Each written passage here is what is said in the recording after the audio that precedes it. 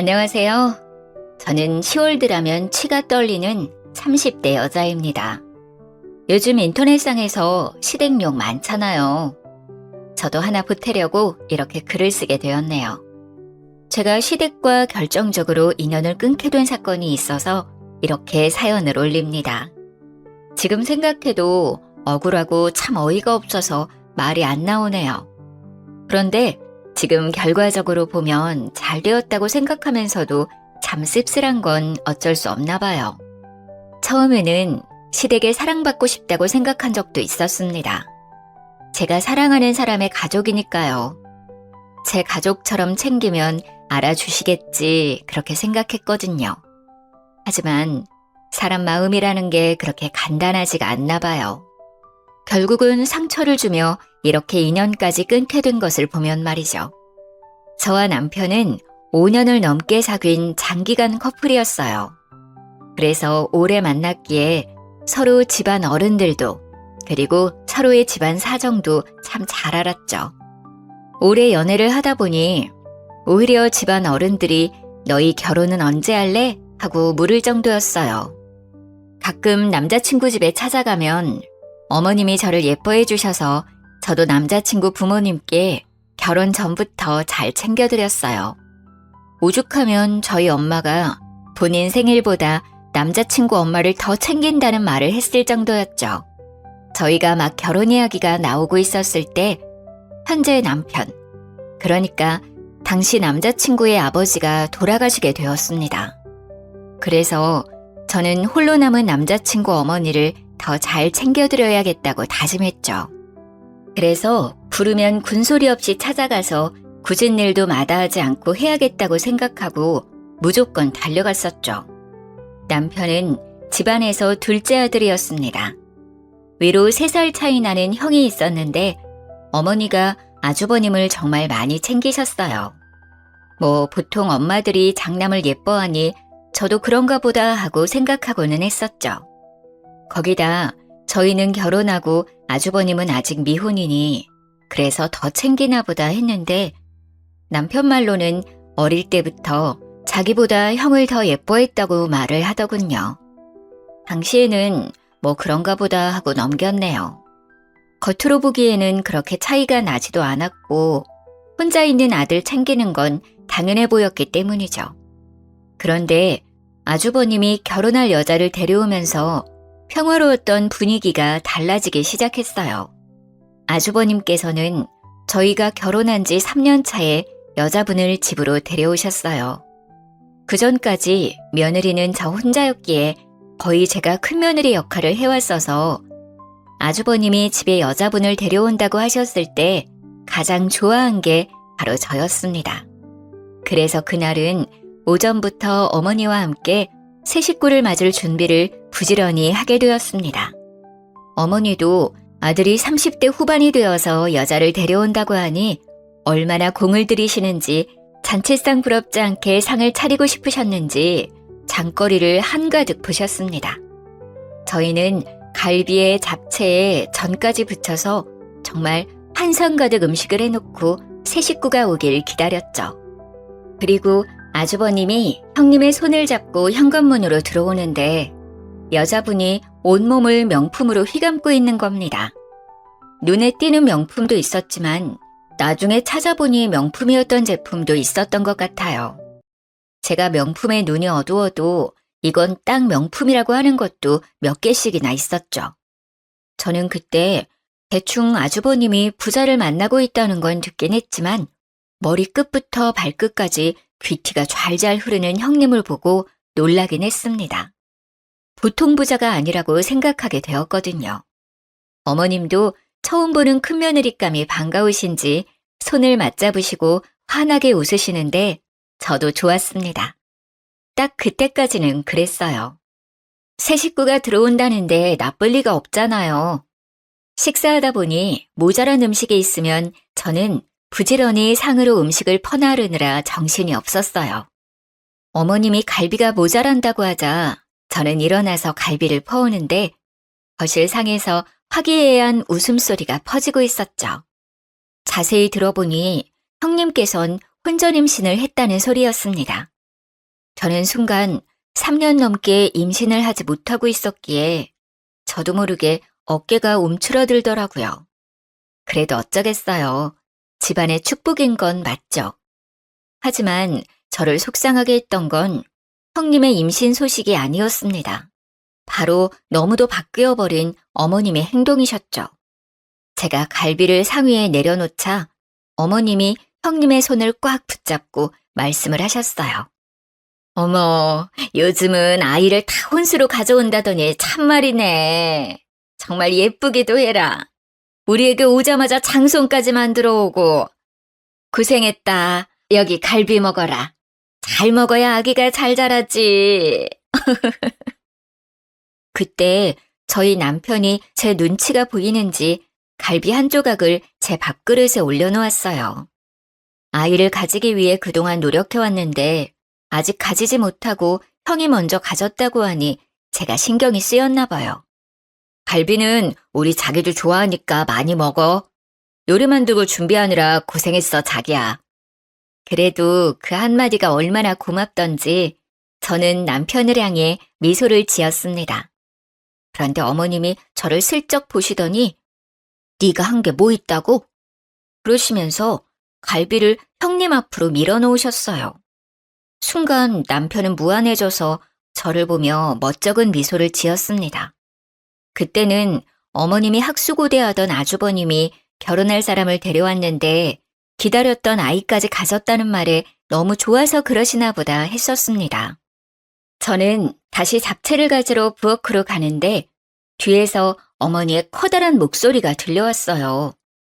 어머, 대학병원 의사라고? 내분비과? 아이고, 우리 집에 드디어 사자를 가진 사람이 들어왔구나. 아이고, 장하다. 지훈이 너도 참 용하다. 어떻게 이렇게 귀한 사람을 집에 들여왔다니? 참 우리 집에 복덩이가 들어왔구나. 저는 잔뜩 들떠있는 어머님의 목소리를 들으며 집이 정말 잔치 분위기라고 생각했습니다. 그렇게 분위기 좋게 식사를 마치고 어머님과 아주버님과 미래의 형님은 이제 결혼 이야기를 하셨어요. 그 상을 치우는 것은 또 저의 몫이었기에 혼자 사부작거리며 상을 치우고 있는데 남편도 그 자리에 앉아있기가 그랬는지 저를 도와 상을 같이 치워주더라고요. 고생했다고 저를 다독이는데 그 손길이 너무 고마웠어요. 아침부터 힘들게 부지런히 요리하고 상을 차렸어도 고생했다는 한마디 못 들을 줄 몰랐습니다. 그런데 남편이 그 맘을 알아주니 속상한 마음이 사르르 녹아내렸죠. 상을 치우고 과일을 내가는데 형님이 어머님께 선물이라고 명품 가방을 떡하니 내놓더라고요. 어머님은 너무 좋아하시며 잇몸이 만개하게 찢어지셨어요. 의사니까 역시 돈도 잘 버는 거겠죠. 어머님의 커다래진 입을 보는데 제가 괜히 죄송해지더라고요. 저렇게 좋아하실 줄 알았으면 하나 사드리는 건데 하는 마음이 드는 겁니다. 제가 사드린 건 명품은 아니어도 국내 유명 브랜드들이었거든요. 역시 어머님도 여자셨던 거죠. 어머니는 명품 가방을 품에 안으시고 예비 형님을 향해 말을 하셨어요. 뱃속에 아이도 있는데 결혼을 서둘러야지. 배가 나오기 전에 빨리 서둘러야겠구나. 시어머니의 말에 예비 형님이 난감한 표정을 지으시더라고요. 그런데 제가 너무 바빠서요, 어머니. 결혼 준비를 제대로 할 수 있을지 걱정이에요. 병원 일이 생각보다 한가한 일이 아니라서요. 어머님은 형님의 손을 꽉 잡으시며 활짝 웃으셨죠. 그럼 알다마다 큰일 하는데 바쁜 거 내가 다 알지. 결혼식 걱정은 하지도 말아라. 내가 다 준비하마. 여기 한가한 너희 동서도 있잖아. 그렇지, 작은 애야? 네가 결혼 준비하는 것 좀 도와주려무나. 저는 사과를 깎다가 두 눈을 동그랗게 떴죠. 아주버님의 결혼식을 제가 준비하다니요? 그것도 잘못하면 욕먹기 딱 좋은 결혼식을 말이죠. 저는 어색한 미소를 띄었습니다. 죄송해서 어쩌죠? 저도 요즘 회사 일이 바빠서 도와드리기 힘들 것 같네요. 그래도 본인들이 준비하는 게 더 마음에 들지 않을까요?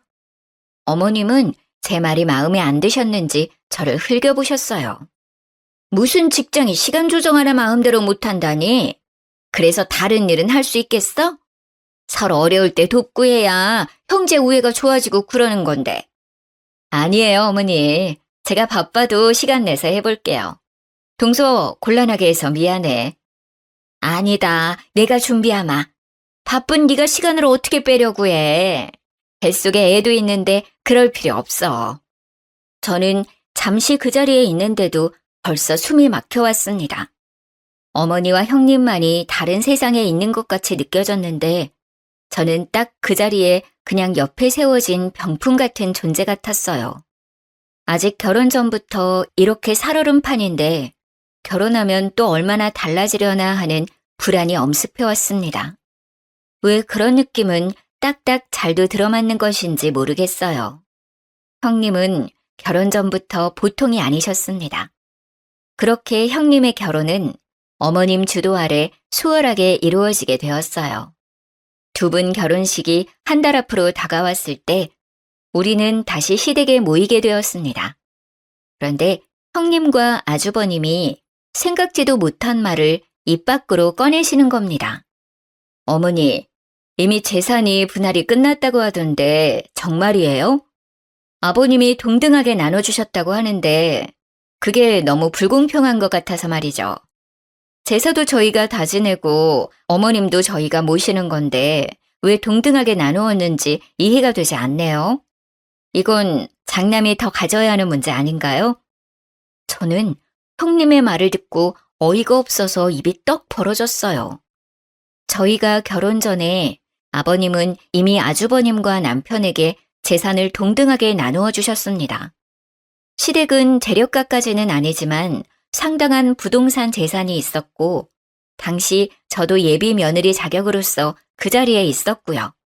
아버님은 아주버님에게 장남이라는 이유로 지역 상권도 월등히 좋은 신축 건물을 주었고 저희에게는 건물은 규모가 크지만 오래되고 상권이 안 좋은 건물을 주셨었습니다. 그때 당시에 아주버님도 그것에 만족하셨고 저희 남편과 저도 큰 불만 없이 받아들였습니다. 시세 차이는 별반 다름없었고 아버님이 나눠주시는 거니 큰 불만도 없었죠. 그리고 아버님은 어머님 앞으로 노후자금이라고 작은 건물을 남겨두셨었습니다. 그런데도 저런 말을 꺼내자 속이 뒤집히는 겁니다. 형님, 그렇게 따지면 이제 저는 시댁에 손 놓아도 되는 건가요? 형님 혼자 시댁 행사며 제사며 다 챙기시려고요? 형님은 저를 보며 고개를 끄덕였습니다. 당연하지. 장손인데 내가 책임져야지. 그러니까 우리가 재산을 더 가져야 하는 거 아니겠어? 이건 너무 불공평하잖아. 앞으로 고생은 나하고 우리 그이가 다 하는 건데 앞으로 어머님도 책임져야 하고. 그런데 그때 아버님이 그런 것까지 생각하고 좋은 상권의 신축 건물을 아주버님께 남겨주신 거잖아요. 이제 와서 그것을 따주시면 저희가 너무 어이가 없어요. 시세만 같다 뿐이지 두 건물 사이에는 엄연히 차이가 크게 나요. 거기다 어머님께도 건물을 남겨주셨고요. 그래도 이거는 말도 안 되지. 원래라면 작은 아들은 재산을 물려받을 수 없는 거 아니야? 그런데도 같은 시세라니 나는 말도 안 된다고 생각하는데.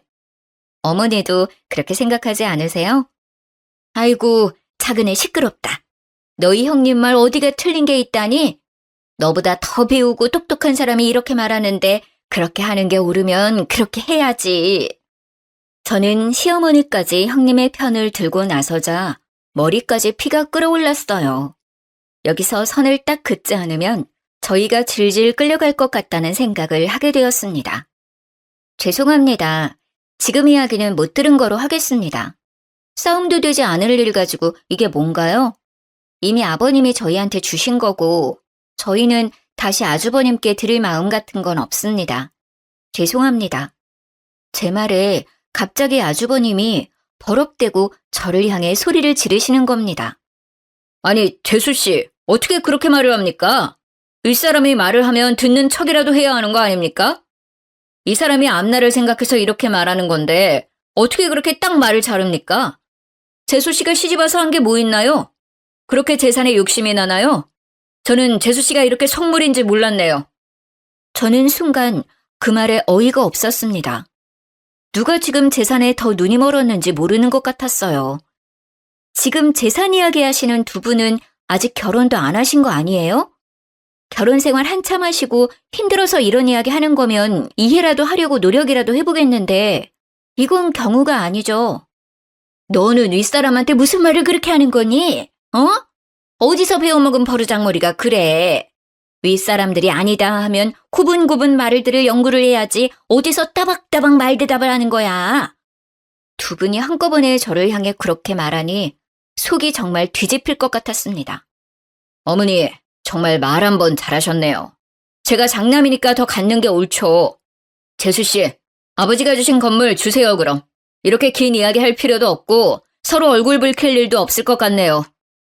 가만히 우리들의 이야기를 듣고 있던 남편이 이제 참지 못하겠는지 제 손을 잡아서 일으켜 세웠어요. 도저히 가만히 듣고 있기가 불편하네. 이미 그건 아버지가 나와 아내한테 물려주신 건데 왜 형이 주라 말아야?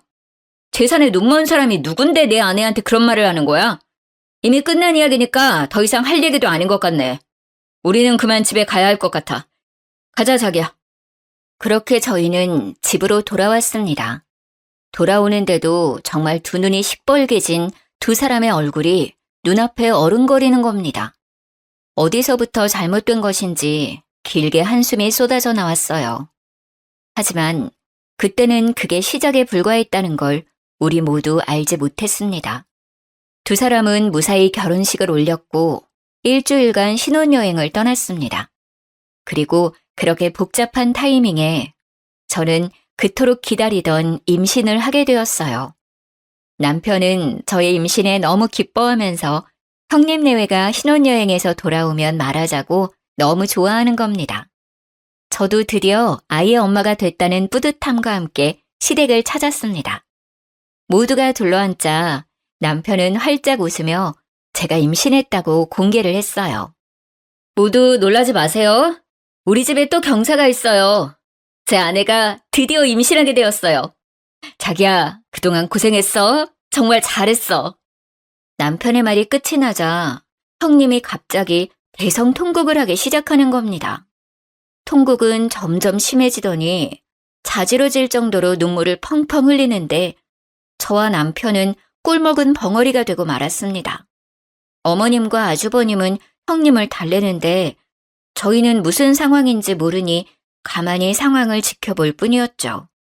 드디어 형님이 진정하자 휴지로 눈물을 닦아내며 저를 쳐다보더군요. 동서, 좋은 날에 정말 미안해. 내가 유산을 해서 동서 임신했다는 소식을 들으니 뱃속의 아이가 너무 생각나서 그랬어. 우리가 재산 가지고 다툰 날 있잖아. 그날 그게 스트레스가 되었나 봐. 나는 그게 그렇게 분란을 일으킬 줄 모르고 꺼낸 이야기인데 형제 싸움까지 번지고 며칠 동안 끙끙 앓다가 아이가 그만. 저는 정말 할 말이 없어서 입을 다물었어요. 그 상황에서 무슨 말을 할 수 있겠습니까? 형님의 말의 뉘앙스를 보면 결국 우리가 재산을 내놓지 않아서 자신이 유산했다는 말이 아니겠어요? 시어머니는 저를 눈으로 흘기시며 입을 비트셨어요. 그 재산이 무슨 대수라고 뱃속에 장손을 잃어버리게 만들어. 그리고 너는 이 상황에서 임신했다고 그렇게 말하고 싶니? 지금 사람 염장 지르는 것도 아니고. 아이고, 애들이 배운 게 없어서 그런지 눈치도 없네.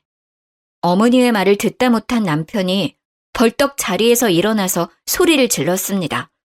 어머니, 그게 지금 무슨 말을 하시는 거예요? 지금 형네 아기가 우리 때문에 그렇게 되었다는 말이라도 하시는 거예요? 이게 어떻게 저희 잘못인가요? 지금 저희 아이는 안중에도 없으신 거예요? 형님 잃어버린 아이만 중요하신 거냐고요? 자기야, 그만 일어나 가자. 더 이상 여기에 못 있겠다. 저는 남편 손에 이끌려 다시 집으로 돌아왔습니다. 그런데 첫 임신에 심한 시댁 스트레스를 받아서인지 유산기가 보이기 시작했어요.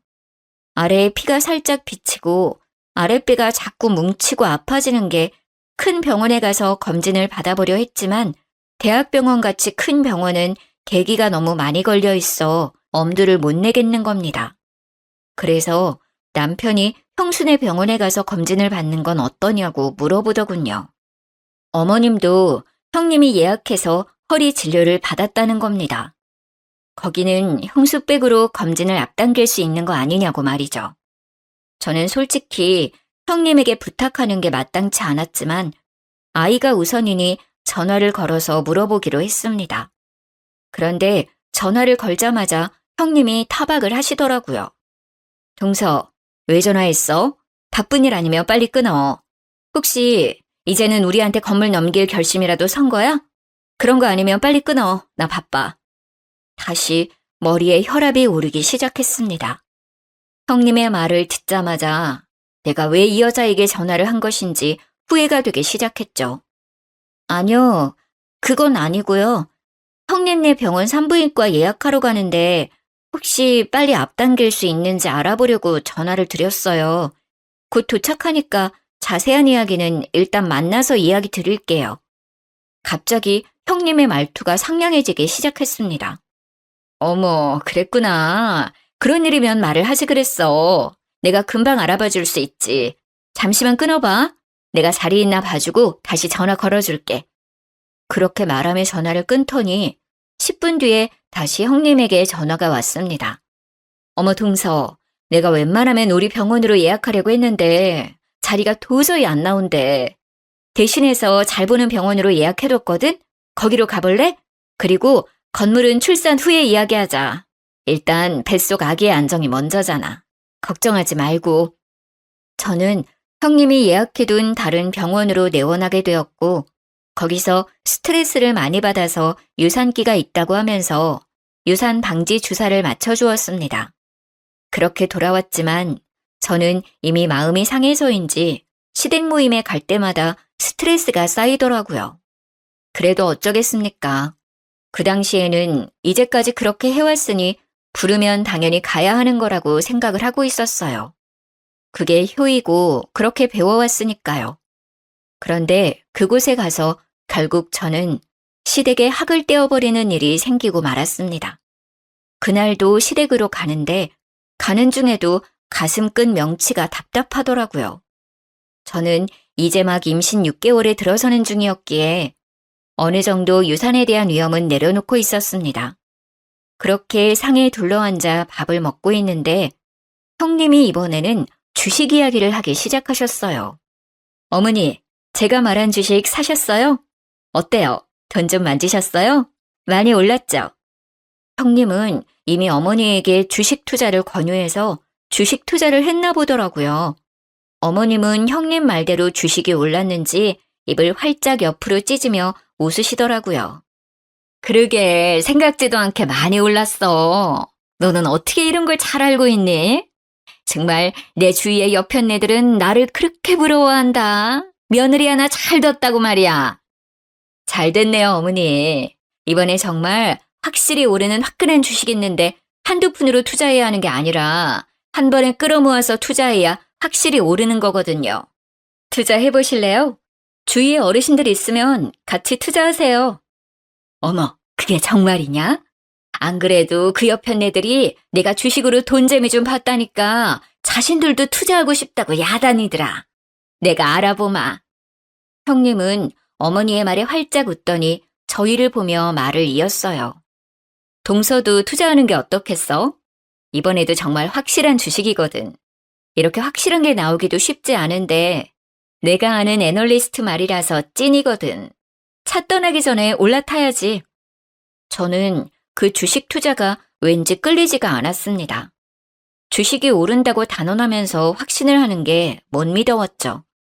주식이라는 게 한 치 앞도 못 가리는 건데 말이죠. 저는 단칼에 거절했습니다. 죄송해요. 저희는 그렇게 크게 투자할 돈이 없어서 말이에요.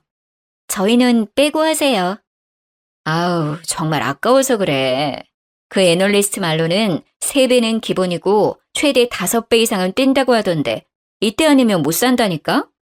그 건물 있잖아. 그거 팔아서 투자하는 건 어때? 동서 말대로라면 시세도 더 이상 오르지 않을 거 아냐. 그렇게 끌어안고 있어봐야 세금이나 더 나오지. 거기 건물 상가도 몇 개나 비어 있어서 월세로 버는 것도 없다던데. 나 못 믿으면 그 전문가 믿고 투자해봐.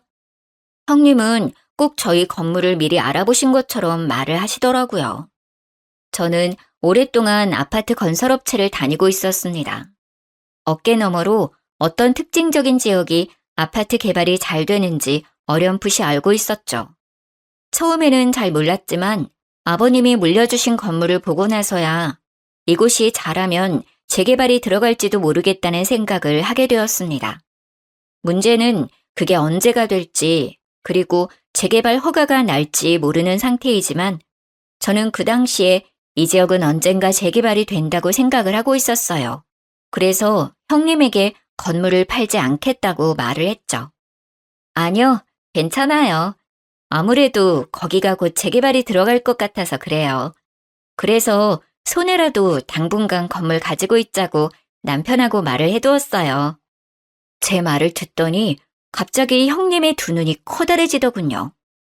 동서, 정말 해도 해도 너무한다. 그런 건물을 가져간 거야? 어떻게 우리한테는 한마디도 없이 그런 곳을 가지고 갈 수가 있어? 미리 알고 그 건물 가져간 거야? 우리 그이 몰래 건물 빼돌린 거 아니야? 형님의 말에 논리에 어이가 없어지더군요. 건물을 빼돌리다니 어떻게 저런 말을 할 수가 있는 건지 당최 이해가 되지 않는 겁니다. 무슨 말을 그렇게 하세요? 저희도 아버님께 물려받고 눈으로 직접 건물 보고 재개발에 들어갈 것 같다는 거 안 거고요. 아직 재개발 뜬 것도 아니고 그럴 것 같다고 분명 말씀드렸잖아요. 그런데 무슨 건물을 빼돌려요? 저희는 정말 아버님이 주신 대로만 받은 건데 그리고 제가 회사 다니면서 지역이랑 흐름 보고 저 스스로 판단해서 그렇게 말한 거예요. 형님, 정말 말을 이상하게 하시는 거 아니에요? 그게 말이 되는 거야? 아버님이 주신다고 그런 낡은 건물을 얌전히 받았다고? 그게 더 이상하지. 분명 뒤에서 아버님에게 무슨 말을 했으니 이렇게 된 거 아니겠어? 어머니, 이거 사기 아니에요? 좋은 건물 차지하려는 것 같은데 어머니, 아무리 생각해도 이건 아닌 것 같아요. 저는 정말 미치고 팔짝 뛸 것 같은데 그 당시 아버님 옆에 계셨던 어머님까지 저를 몰아가는 겁니다. 큰아기 말을 듣고 보니 그렇구나. 너 정말 건물 노리고 그런 거니? 정말 사람 하나 잘못 들여서 내가 별꼴을 다 보는구나. 너 이게 무슨 경우냐, 어? 아무리 재산이 탐이 나도 그렇지. 그렇게 노른자 땅을 홀라당 가지고 가서 너 혼자 잘 먹고 잘 살려고 했니? 말하는 꼬락서니도 아주 뻔뻔하게 시리. 정말 그 말이 사실이면 저도 가만히 있지 못하겠습니다. 재수씨, 이건 법적으로 사실 여부를 따져봐야 하는 겁니다. 사실이라면 지금이라도 이실직고 하세요. 순간 머리 꼭지가 돌면서 아랫배가 뭉치는 겁니다. 밑이 빠질 것처럼 아픈데 저는 배를 움켜쥐고 옆으로 쓰러졌어요. 어머니는 그 순간까지 저를 보고 타박을 하시는 겁니다. 옳시고 이제 내가 뭐라고 한다고 아프다고 생시오를 하는구나. 정말 너 그렇게 안 봤는데 꼬리가 9 달린 여우 아니냐? 나 몰래 얼마나 너희 시아버지를 구워 삶은 거야. 안 일어나? 씨하지 말고 일어나. 저는 배가 아파서 식은땀이 흐르기 시작했어요. 저를 잡고 있던 남편은 제 손을 꽉 잡고 일으켜 세웠어요. 제발 억지 좀 부리지 마세요. 사람이 쓰러졌는데 계속 그런 이야기가 나옵니까? 자기야, 병원 가자. 이대로 안 되겠어.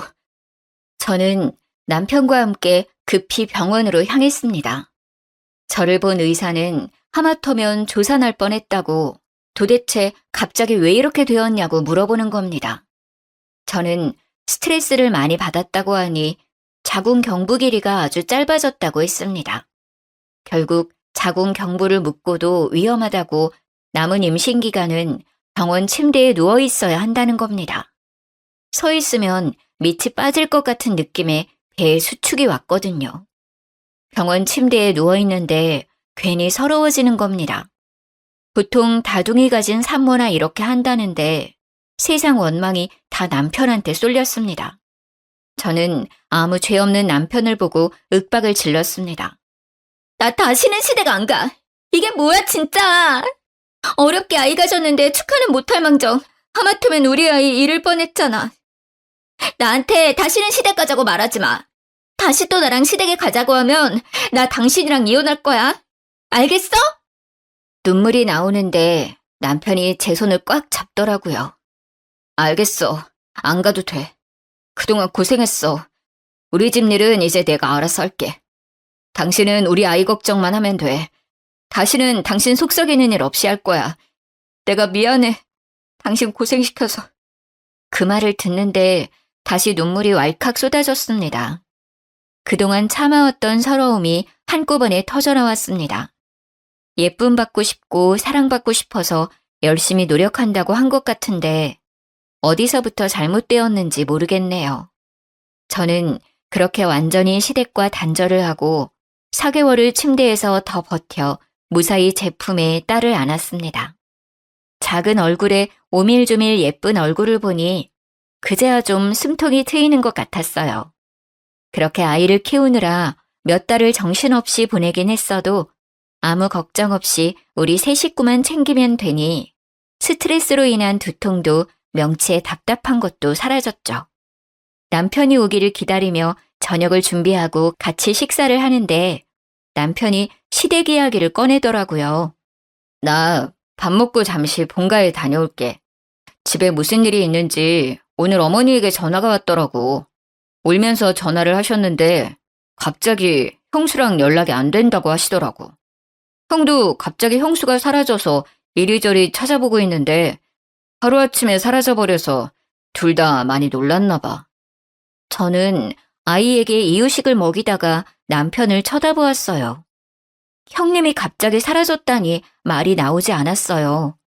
거의 1년 가까이 시댁 일에는 신경 쓰지 않고 있어서 따로 형님과도 연락하고 있지 않았기에 저는 남편이 들려주는 시댁 이야기로만 소식을 전해 들었습니다. 남편은 시댁을 다녀와서 한숨을 푹 내쉬더라고요. 저는 그때야 무슨 일이 크게 났다는 걸 깨달았어요. 무슨 일이야? 큰일이 난 거야? 형님은 찾았어? 어디 계시는데?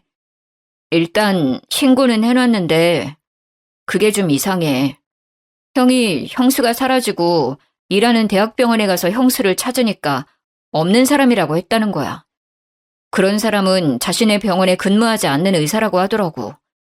분명 어머니가 몇 달 전에 허리 때문에 병원에서 형수 이름으로 진료 예약하고 진료를 받았고 병원 홀에서 의사 가운 입고 있는 것도 봤다고 하니까 간호사가 형수 이름으로 진료 예약된 것은 맞는데 의사로 근무하는 사람은 없다는 거야.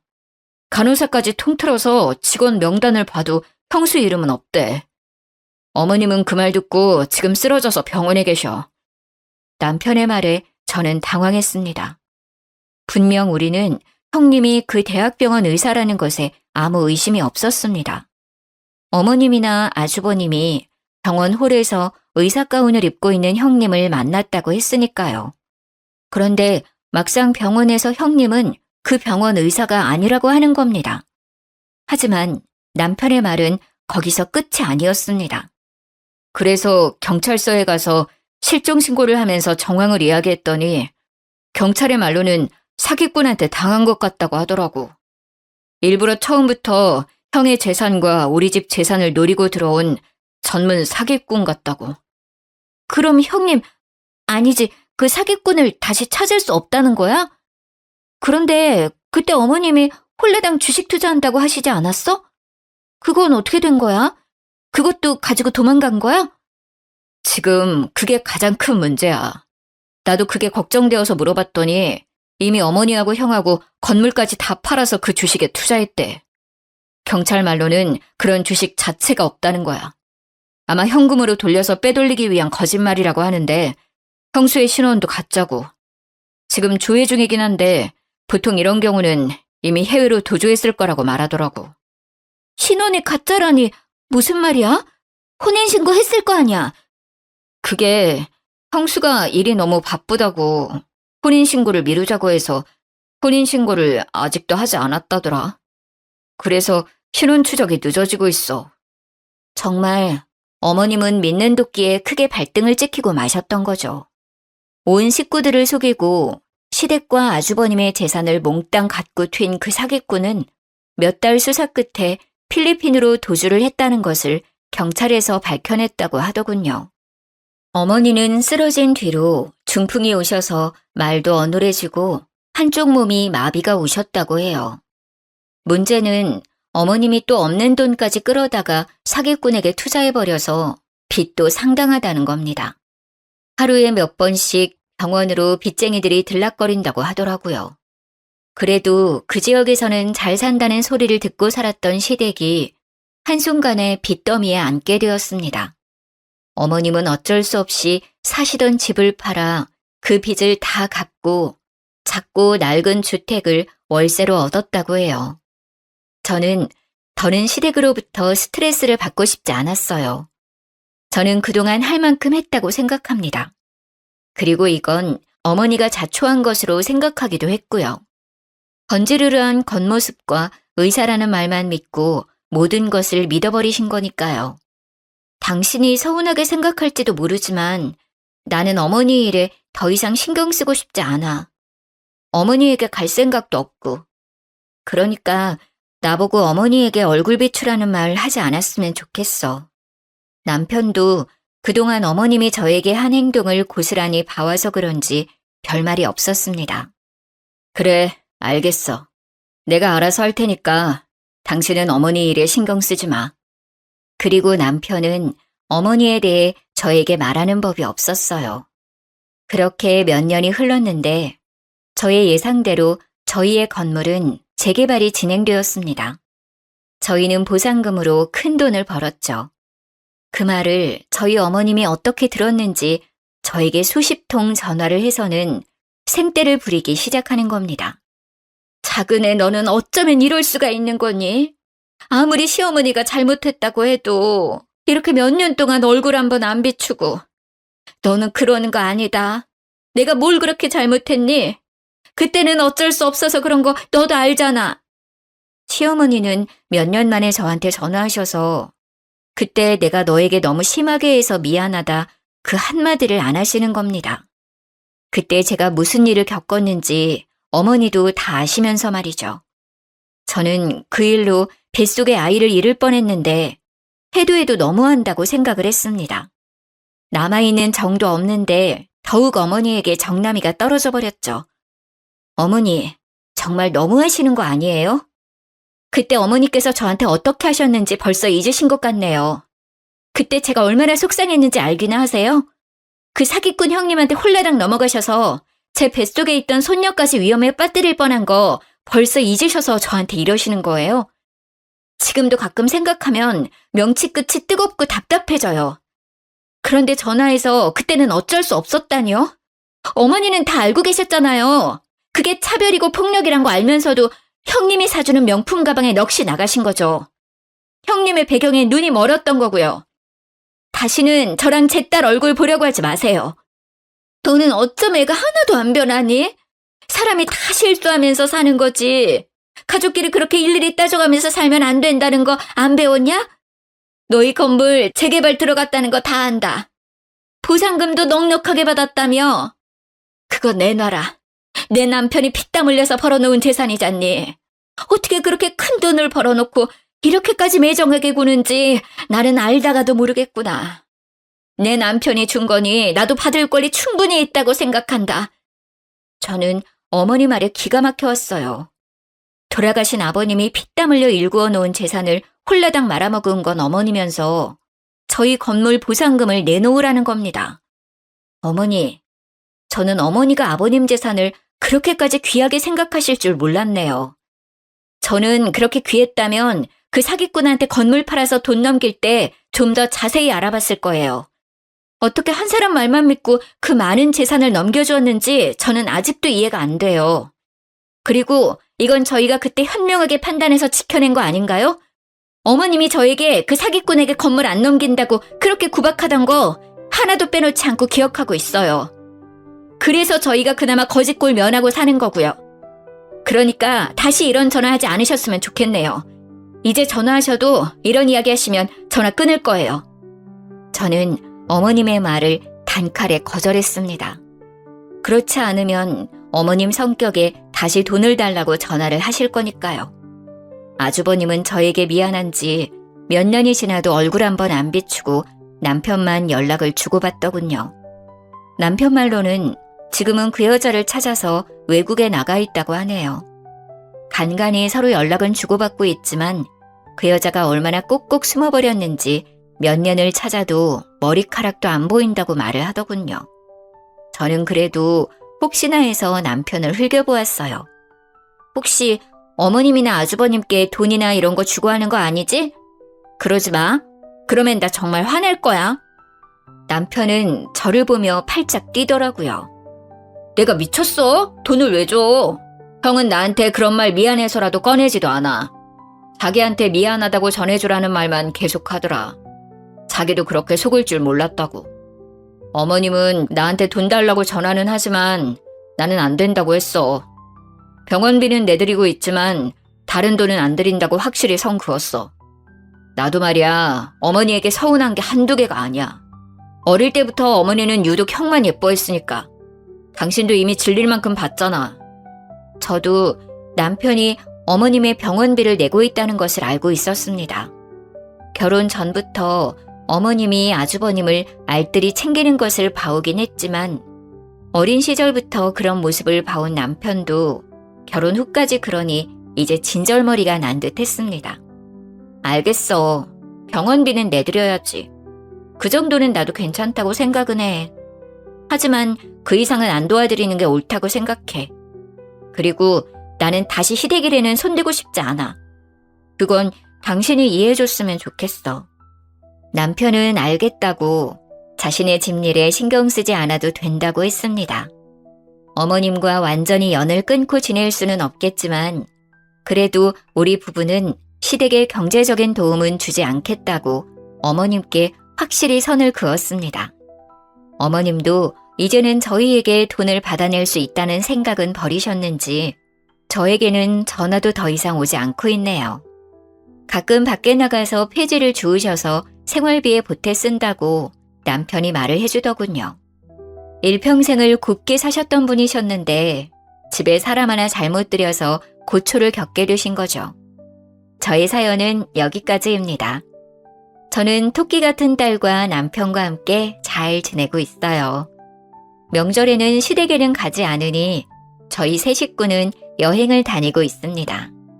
아마 그런 일이 없었다면 저희도 다른 집들처럼 시모도 함께 여행을 다녔을 수도 있었겠죠. 하지만 이미 지난 일을 떠올려봤자 어쩌겠어요. 나쁜 기억은 빨리 털어버리고 일어서야죠. 가끔은 믿었던 사람에게 가장 많이 상처를 받기도 하는 것 같아요. 하지만 서로 상처 주는 사이라면 서로 안 보고 사는 것도 좋은 방법인 것 같습니다. 조금은 멀리 떨어져 서로의 소중한 것을 생각해보는 게 어떨까 싶네요. 모두 행복해지길 바라면서 이만 글을 드리겠습니다.